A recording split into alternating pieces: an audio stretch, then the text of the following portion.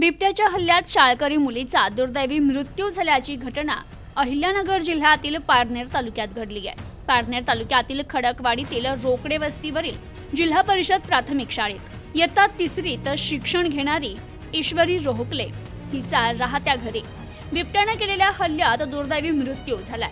सायंकाळच्या सुमारास ही घटना घडली आहे, तर या घटनेमुळे परिसरात हळहळ व्यक्त होतीये। ईश्वरीचे वडील पांडुरंग रोहकले हे गुरुवारी सायंकाळी 7 वाजता घरासमोरील पडवीमध्ये जेवण करत होते। त्याचवेळी मुलगी ईश्वरी हिने घराबाहेर लघुशंकेसाठी जात असल्याचं सांगितलं। त्याचवेळी घराच्या शेजारी मका पिकात दबा धरून बसलेल्या बिबट्यानं तिच्यावर हल्ला केला। तिला थेट मक्याच्या शेतात ओढत नेला।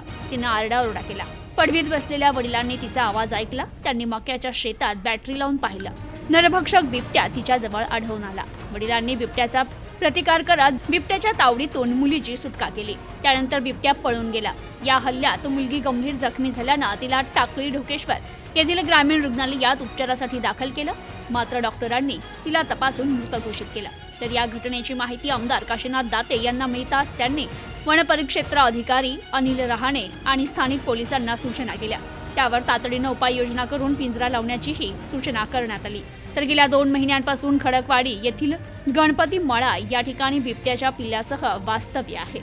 याबाबत 2 महिन्यांपूर्वी वनविभागाकडे लेखी तक्रारही केली। याच वस्तीवरील बबन रोहकले यांच्या मालकीच्या 2 मेंढ्यांवर देखील बिबट्यानं हल्ला केला होता। Bureau report, news today 24, Parner.